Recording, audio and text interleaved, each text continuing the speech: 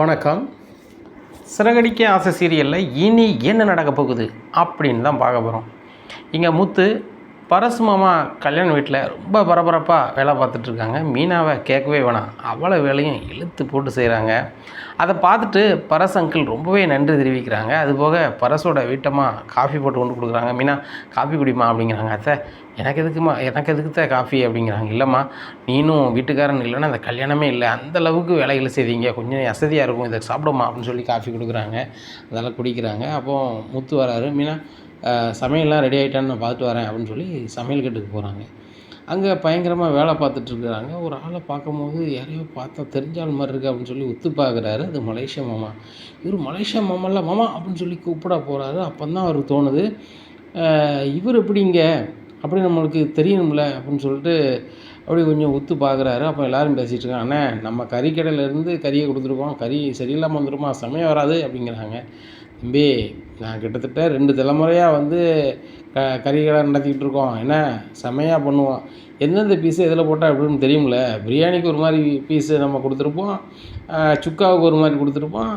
அண்ணே, நம்மளுக்கு இருக்க அனுபவம் எவ்வளோ அனுபவம் இருக்குது அண்ணே, நீங்கள் நாடக நடிகராக இருந்தாலும் கறிக்கடையை சூப்பராக நடத்துகிறீங்க அப்படிங்கிறாங்க. தம்பி, கறிக்கடை ஃபஸ்ட்டு, நாடக நடிகருங்க அடுத்தாப்புல தான். என்ன சினிமாவில் நடிக்கலாம்னு சொல்லி வாய்ப்பு எதிர்பார்க்கும் போது தான் கொஞ்சம் சொதப்பிடுச்சு. ஆனால் கடைசி அப்படியாவது ஒரு சினிமா வாய்ப்பை தேடிடுவேன் கண்டிப்பாக. என் மருமகன் கல்யாணம் மட்டும் முடியட்டும், அதுக்கப்புறம் நான் செமையாக சினிமாவில் வாரம் பாரு, சரி சமையல் வேலையை பாருங்கள் அப்படின்னு சொல்லி பேசிகிட்டு இருக்காங்க. நைஸாக முத்து வெளில வந்துடுறாரு. ஓ, நீ நாடக நடிகரா, நீ நாடகத்துக்கு நடிச்சுக்கிட்டு தான் எங்களை ஏமாத்திட்டீங்களா அப்படின்னு சொல்லி மனசுக்குள்ளே ரொம்ப வருந்துறாங்க. இதை மீனாட்ட சொல்லலாமா இல்லை வீட்டில் யார்ட்டையும் சொல்லலாமான்னு பார்க்கும்போது எல்லோரும் முகமும் பார்க்குறாங்க. எல்லோரும் ஒவ்வொருத்தட்டையாக பேசிகிட்டு இருக்காங்க. அண்ணாமலை மட்டும் ஒரு ஃபோன் பேசிவிட்டு உரம் அனுக்காங்க. அப்போ அப்பாட்ட சொல்லிடுறோமா அப்படின்னு சொல்லிட்டு, எப்பா அப்படிங்கிறாங்க. என்னடா அப்படிங்கிறாங்க. அப்பா கொஞ்சம் வாப்பா என் கூட அப்படின்னு சொல்லிட்டு அண்ணாமலையை சமையல் கட்டு கூப்பிட்டு போகிறாங்க. என்ன வேலை ஒன்றும் நடக்கலையா அப்படின்னு சொல்லிட்டு பார்க்குறாங்க. அங்கே மலேசியா மாமன் இருக்கிறாங்க. என்னடா ரோகிணி மாமான் இருக்காங்க அப்படிங்கிறாங்க. எப்பா அது ரோகிணி மாமா இல்லை, ஒரு நாடக நடிகர் அப்படிங்கிறாங்க. என்னடா சொல்கிற அப்படிங்கிறாங்க. ஆமாப்பா, அவங்க பேசுறது எல்லாமே நான் கேட்டுட்டேன். அவர் ஒரு நாடக நடிகரான், அவரை தான் இந்த பார்லரம்மா நடிகை கூப்பிட்டு வந்திருக்கும் போல் அப்படிங்கிறாங்க. டேய், நீ சொல்கிறதெல்லாம் உண்மையா அப்படிங்கிறாங்க. எப்பா நீ வேணா கேளுப்பா அப்படிங்கிறாங்க. உடனே அண்ணாமலை சொல்கிறாங்க, இங்கே பாரு முத்து, நம்ம கேட்டால் சரி வராது, இதிலேருந்து நம்மளுக்கு உண்மை தெரியணுன்னா கண்டிப்பாக இப்போதைக்கு நம்ம பொறுமை தான் காக்கணும் அப்படிங்கிறாங்க. ஏன்ப்பா அப்படி சொல்கிற அப்படிங்கிறாங்க. அங்கே பாரு, பரசு மவுளுக்கு இன்னும் முடிய வேண்டியது முடியலை. என்ன பொண்ணு கழுத்தில் தாலி ஏறட்டும் வைக்கட்டும், அவங்க பாலும் பழம் சாப்பிடட்டும், அதுக்கப்புறம் நம்ம கேட்டுக்கலாம் அப்படிங்கிறப்ப அது வரைக்கும் பொறுமையாக இருக்கணுமா அப்படிங்கிறாங்க. முத்து, நம்ம தான் நின்று இந்த கல்யாணத்தை நடத்துவோம் சரிதானா, நம்மளால் ஒரு குறையும் வந்துடக்கூடாது, நல்லா புரிஞ்சுக்க அப்படிங்கிறாங்க. உடனே சார் ரைட்டு அப்படின்னு சொல்லிட்டு பேசிகிட்டு இருக்கும்போது பரசு வராரு. என்ன அண்ணாமலை இங்கே என்ன செய்றீங்க அப்படிங்கிறாங்க. அண்ணாமலை, நான் சொன்னோம்ல, அவர் தான் அந்த பையனோட மாமா, அவர் தான் எல்லா வேலையும் இழுத்து போட்டு செய்தாரப்பா, அது போக ஒரு செலவும் பண்ணக்கூடாதுன்ட்டார். நானே பார்த்துக்கிட்டேன், இந்த பையன் என் மருமவன், எனக்கு புள்ள மாதிரி தான், வரப்போகிறதும் எனக்கு முறை தான், அது எனக்கு புள்ள தான், நகை நாட்டிலேருந்து எல்லாமே நான் பார்த்துக்கிட்டதுன்னு சொல்லி எல்லா வேலையும் செய்தார். எனக்கே ரொம்ப ஆச்சரியமாக இருக்குது. என் பொண்டாட்டி சொல்லுவா, என் 2வது பிள்ளை ரொம்ப ராசியான பிள்ளைன்னு சொல்லிட்டு, உண்மையிலே இந்த பிள்ளை ராசியான பிள்ளை தான், போக போகிற வீடு ரொம்ப நல்ல வீடு அப்படின்னு சொல்லும்போது அது என்னமோ உண்மை தான் அப்படின்னு சொல்லிட்டு எல்லாருமே இங்கே மணமேடைக்கு வந்துடுறாங்க. கல்யாணம் நடக்குது. அப்போ சாப்பாடுகள்லாம் வசமாக போய்கிட்டு இருக்குது. அப்போ விஜயாட்ட சொல்லுறாங்க, விஜயா சீக்கிரம் சாப்பிடுவோம் அப்படிங்க. ஆமாங்க, எனக்கு இங்கே இருக்க பிடிக்கல, சீக்கிரம் சாப்பிட்டு கிளம்புவோம் அப்படின்னு சொல்லிட்டு விஜயா சாப்பிட்டுருக்காங்க. சாப்பிட்டு முடிச்சோடனே இவங்க பாலும் பழம் சாப்பிட்டு பொண்ணு அவ்வளோ வரவேற்பு போயிடுறாங்க, பரசும் போயிடுறாங்க. ஈவினிங் எங்கள் வீட்டுக்கு வந்துடுங்க அண்ணாமலை அப்படின்னு சொல்லிட்டு பொண்ணு மாப்பிள்ளையோட போயிடுறாங்க. விஜயா அப்படிங்கிறாங்க. என்ன அப்படிங்கிறாங்க, கொஞ்சம் சமையல் கட்டு வரைக்கும் வா அப்படிங்கிறாங்க.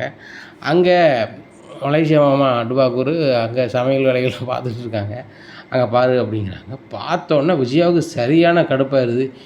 ரோகிணி அப்படின்னு சொல்லி கத்துறாங்க. அத்தை அப்படின்னு சொல்லி வராங்க. என்ன அத்தைங்கிற, அது யார் அப்படிங்கிறாங்க. ஐயையோ, உங்கள் மணிலாம் நிற்கா அப்படின்னு சொல்லிட்டு என்ன செய்யனே தெரியலேன்னு சொல்லிட்டு எங்கள் மாமா அப்படி வந்தார், யாரும் கொண்டிருப்பாங்களோ அப்படிங்கிறாங்க. உடனே முத்து சொல்கிறாரு, பாத்தியாப்பா இப்போ கூட அந்த பார்லரம்மா நடிப்பு தான் காட்டுது, பார்லரம்மா உங்கள் படம் எல்லாம் கிழிஞ்சு போச்சு, அவர் யார் என்ன வரோன்னு எங்களுக்கு அவர் சொல்லாமே தெரிஞ்சிருச்சு அப்படிங்கிறாங்க. என்ன சவுண்டாக கேட்குனுங்க பார்க்காங்க. இங்கே முத்து குடும்பமே எனக்கு, முத்து குடும்பத்தை பார்த்துட்டு ப்ரோன் பண்ணி ஐயையோ அப்படின்னு சொல்லி கண்ணை மட்டும் மூடுதார். அப்போ முத்து சொல்லுதாரு, கண்ணை மட்டும் மூட்டுனா அவங்கள தெரியாமல் போயிருமா, வாங்கண்ணாச்சி அப்படிங்கிறாங்க. முத்து நீ எதுவும் செஞ்சிடாத, என் மருமகனுக்கு இங்கே கல்யாணம், தயவுசெய்து எதுவும் பண்ணிடாதப்பா, நான் தான்மா இருந்து எல்லாம் செஞ்சிட்ருக்கேன் அப்படிங்கிறாங்க. எனக்கு அதுவே தெரியும் அப்படிங்கிறாங்க. தெரியுமா அப்படிங்கிறாங்க. பொண்ணு வீட்டுக்கு நாங்கள் தானே எல்லாம் செய்கிறோம் அப்படிங்கிறாங்க. ஆமாம், ஃப்ரெண்டோட பையன் தான் எல்லாம் பண்ணுறேன்னு சொன்னார், நீ தானா அப்படிங்கிறாங்க. ஆமாம் அப்படிங்கிறாங்க. இங்கே ரோகிணிக்கு என்ன செய்யனே தெரியல. ரோகிணி அதெல்லாம் இருக்கட்டும், இவர் யார் அப்படிங்கிறாங்க. உடனே அவர் மணி சொல்கிறாரு, ஏம்மா இதுக்கு மேலே நான் நடிக்க விரும்பலை, ரோகிணி பாப்பா என்னை மன்னிச்சிருமா, ஏன்னா என் மருமகன் இன்றைக்கி தான் வந்து கல்யாணத்தை முடிச்சிருக்கான், அவன் நல்லா இருக்கணும், என்னால் அவங்க வாழ்க்கை வம்பாகக்கூடாது, ஏன்னா எல்லா உண்மையும் நீ சொல்லுதியா நான் சொல்லட்டுமா பாப்பா அப்படிங்கிறாங்க. ரோகிணி வந்து முழிக்கிறாங்க. ஃபோன் பண்ணி சொன்னால் ஏதோ ஆயிருமே, நம்மளே சொல்லி சொதப்போம் அப்படின்னு சொல்லிட்டு, ஆண்டி நான் மன்னிச்சிருங்க, எங்கள் அப்பா வந்து இப்படி ஆயிடுச்சு, அதெல்லாம் உண்மை தான் அப்படிங்கிறாங்க. வாயை மூடு அப்படிங்கிறாங்க. உடனே ஆண்டி உண்மையிலே அப்படி தான் அப்படிங்கிறாங்க. உடனே ஃபோன் பண்ணி சொல்லுதாங்க, ஆண்டி அந்த பொண்ணு என்ன சொல்லுதுன்னு எனக்கு தெரியலை, நான் இந்த பொண்ணை பற்றி விசாரித்தேன், இது பணக்கார பொண்ணு இல்லை, அது நல்லா தெரியும், மலேசியாவிலேருந்து வந்த பொண்ணு இல்லை, அதுவும் தெரியும், மற்றபடி எதுவும் நீங்கள் கேட்டுக்கிடுங்க, என்னையை வந்து நடிக்க தான் கூப்பிட்டு வந்துச்சு, நான் சினிமாவில் ஒரு வாய்ப்பு வாங்கி தரேன்னு சொன்னால் நானும் மதியம் வாங்கிட்டேன், வேறு ஒன்றும் இல்லை, மற்றபடி இந்த ரோகிணி பாப்பாவை பற்றி எனக்கு வேறு ஒன்றும் தெரியாது, இந்த ரோகிணி பாப்பாவை பற்றி தெரியும்னா வித்யாட்ட கேட்டுக்கிடுங்க, வித்யா தான் எனக்கு ரொம்ப க்ளோஸ் ஃப்ரெண்டு, ரொம்ப நாளாக 10 வருஷத்துக்கு மேலே ஃப்ரெண்டாக இருக்காங்கன்னு நினைக்கேன், கேட்டுக்கிடுங்க அப்படின்னு சொல்லி அவசர அவசரமாக போயிடுறாரு.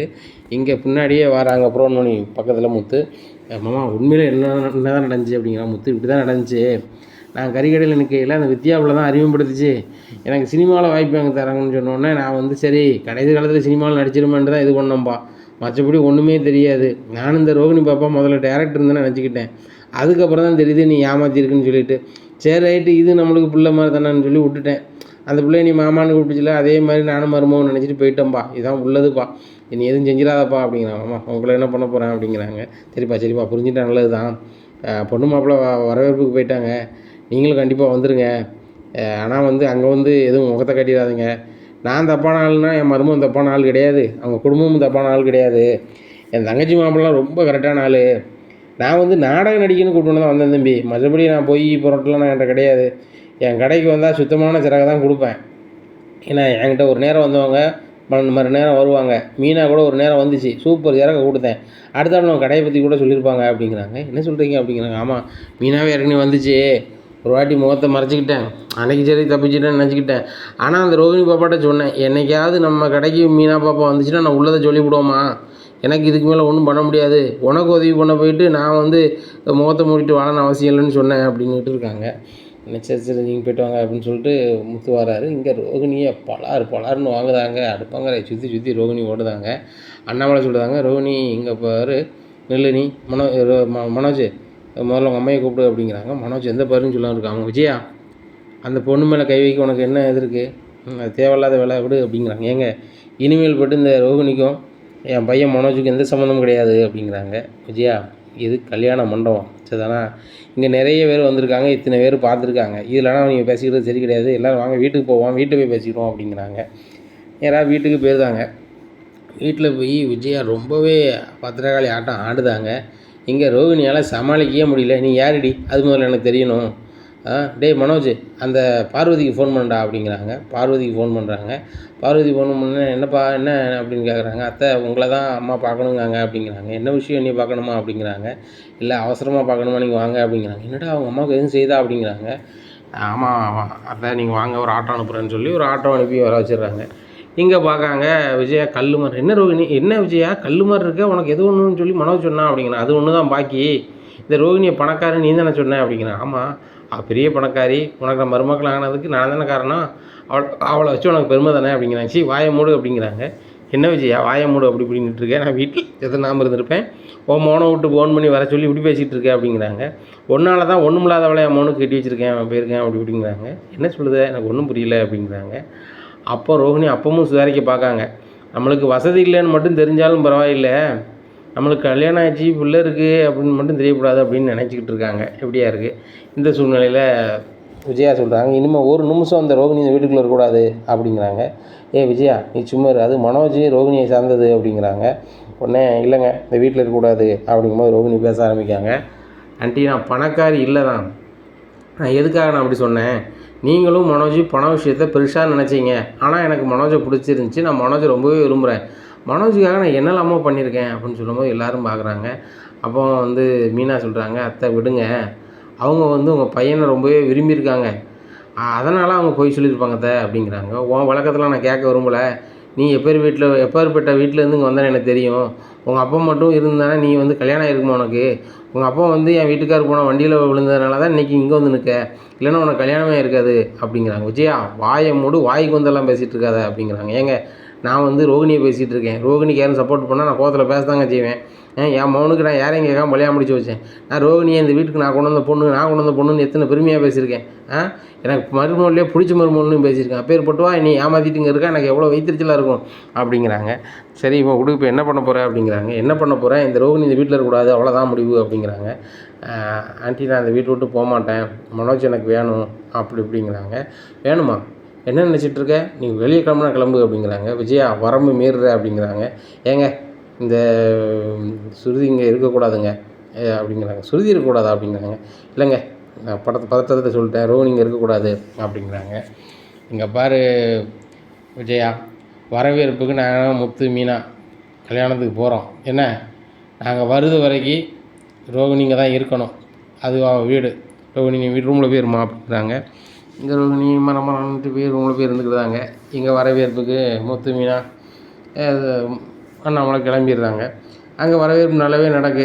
அப்போ அவர் ரொம்பவே மன்னிப்பு தெரிவிக்கார். என்னை மன்னிச்சிருங்க போயிருங்க அப்படின்னு பரசுக்கும் தெரிய வருது. பரசு சொல்கிறாரு, என் சம்மந்தி குடும்பத்துலேருந்து இப்படி பண்ணாங்கன்னு நினைக்கல அண்ணாமலை, ஆனால் மற்றபடி அவங்க நல்லவங்க, ரோகிணியும் இப்படி பண்ணியிருக்க அப்படிங்கிறாங்க. சரி எது நடக்கணுமோ தான் நடக்கும், வரவேற்பு பார்ப்போம் அப்படின்னு சொல்லி வரவேற்பெல்லாம் சக்ஸஸ்ஃபுல்லாக முடிச்சுட்டு வீட்டுக்கு போகணுன்னு நினச்சிட்டு வேலையை பார்த்துட்ருக்காங்க. இங்கே விஜயாவுக்கு சரியான கடுப்பாக இருக்குது. இந்த ரோகிணி என் வீட்டுக்கு இருக்கவே கூடாது அப்படிங்கிற கடுப்பில் நேராக ரூம் கதவை போய் வந்து தட்டுறாங்க. தட்டினோடனே என்னத்தை அப்படிங்கிறாங்க. அத்தனைலாம் நீ கூப்பிட்றாத, முதல்ல வெளியே வா, அவன் பேக்கெல்லாம் எடு அப்படிங்கிறாங்க. அத்தை நான் வீட்டு விட்டு போக மாட்டேன் அப்படின்னு. போனா போ அப்படின்னு சொல்லி பேக்கை தூக்கிட்டு நேராக தெருவில் கொண்டு விட்டுருந்தாங்க. அப்போ தற்செயலாக கடைக்கு போயிட்டு வராங்க சுருதி. என்ன ஆண்டி என்ன பண்ணிகிட்ருக்கீங்க அப்படிங்கிறாங்க. இன்னுமா வீட்டுக்குள்ளே வரக்கூடாது அப்படிங்கிறாங்க. அவங்க ஏன் வீட்டில் வரக்கூடாது, வீட்டுக்கு வருவாங்க அப்படிங்கிறாங்க. உன் வேலை ஏதாவது மட்டும் பாரு, ரோகிணி நீ வீட்டுக்குள்ளே வந்தோன்னா அவ்வளோதான் அப்படின்னு சொல்லி வீட்டுக்குள்ளே போயிடுறாங்க. ரோகிணி வாங்க வீட்டுக்கு போவோம் அப்படிங்கிறாங்க. இல்லை சுருதி, ஆண்டி தான் நீ வரக்கூடாதுன்னு சொல்லிட்டாங்களே அப்படிங்கிறாங்க. அவங்க வரக்கூடாதுன்னு சொன்னால் நீங்கள் வராமல் இருந்துருவீங்களா? இது உங்கள் வீடு ரோகிணி, நீங்கள் எப்படி வரக்கூடாதுன்னு அவங்க சொல்லுவாங்க. நீங்கள் வாங்க, அவங்க ஹஸ்பண்ட் இங்கே தானே இருக்காங்க அப்படிங்கிறாங்க. மனோஜ் தான் என்னை ஒரு வார்த்தை சொல்ல மாட்டாரா, என்னை வெளியே போகணுன்னு எங்கள் அம்மா சொல்லும் போது மூச்சே கட்டாமல் உள்ளே நிற்காரு அப்படிங்கிறாங்க. எனக்கு வந்து செல்லுக்கு ரீசார்ஜ் பண்ண போனால் இந்த கேப்பில் யாரும் இல்லைன்னு அந்த ஆண்டி பண்ணுறாங்களா, இங்கே உள்ளே வாங்கினா வாங்க அப்படிங்கிறாங்க. இல்லை சுற்றி நான் வரல அப்படிங்கிறாங்க. என்ன இல்லை ரோகிணி நான் பார்த்துக்கிறேன் அப்படின்னு சொல்லிட்டு வீட்டுக்குள்ளே கூட்டி போயிடுறாங்க. வீட்டுக்குள்ளே போனால் ஒன்று யார் வீட்டுக்குள்ளே விட்டா அப்படின்னு சொல்லி பயங்கரமாக சத்தம் போடுறாங்க.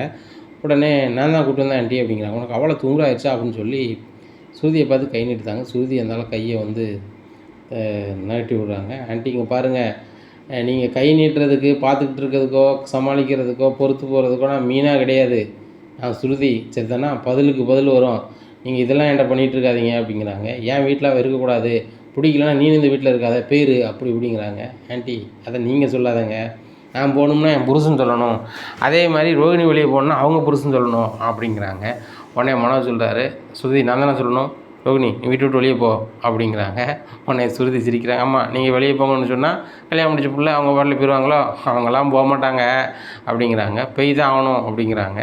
மனோஜ் நீங்கள் சொன்ன பிறகு நான் கிளம்புறேன் அப்படிங்கிறாங்க. ரோகிணி நான் உங்களை கூப்பிட்டு வந்திருக்கேன், நீங்கள் என்ன போகணும்னு சொல்லிக்கிட்டு இருக்கீங்க, உங்களுக்கு உங்கள் வாழ்க்கை வேண்டாமா, உங்களுக்கு பிடிக்கலன்னு போகிறது வேறு விஷயம் ரோகிணி, அவங்க வந்து சொல்லி நீங்கள் போகக்கூடாது, அதை புரிஞ்சுக்கோங்க, உங்களுக்கு தன்மானம் இல்லையா அப்படிங்கிறாங்க. ரோகிணி ரூம் பார்த்து போயிடுறாங்க. எனக்கு ரூமுக்குள்ளே போகணுன்னா போகக்கூடாது அப்படிங்கிறாங்க. இதுக்கு மேலே நான் பொறுத்துட்டு இருந்தால் சரி வராது அப்படின்னு சொல்லி ஸ்டேஷனுக்கு கால் பண்ணிடுறாங்க சுருதி. ஸ்டேஷன்லேருந்து கால் பண்ணணுன்னு ஸ்டேஷனுக்கு வந்துடுறாங்க. இங்கே என்ன பிரச்சனை, இங்கே ரோகிணி நாயர், இங்கே விஜயா நாயர் அப்படிங்கிறாங்க. உடனே நான் தான் மேடம் உங்களை யாரை வர சொன்னா அப்படிங்கிறாங்க. உங்கள் மருமக தான் சுருதி தான் வர சொன்னாங்க, அவங்க வாழ வந்த பிள்ளைய வாழக்கூடாது வைக்கக்கூடாதுன்னு சொல்கிறீங்களா அப்படிங்கிறாங்க. இந்த வீட்டை ஏமாற்றி அவங்க கல்யாணம் முடிச்சிருக்காங்க அப்படிங்கிறாங்க. அதுக்கு என்ன ஆதாரம் வச்சுருக்கீங்க சொல்லுங்கள் அப்படிங்கிறாங்க. ஆதாரம்லாம் இந்த பார்வதி தான் சொன்னா இப்படின்னுட்டு இருக்காங்க. உடனே பார்வதி பையன் இருந்துச்சு, எனக்கு அதுக்கும் சம்மந்தம் கிடையாது, இது பணக்கார பொண்ணுன்னு நான் சொன்னேன் அவ்வளோதான், அந்த பொண்ணு என்கிட்ட பணக்காரின்னு சொல்லலை, நானும் சொல்லலை, ஒன்றும் வைக்கல, இப்போ நான் வந்து மனசுக்குள்ளே அந்த பிள்ளை நல்ல செல்வந்தமாக இருக்குன்னு நினச்சிக்கிட்டேன் இப்படிங்கிறாங்க.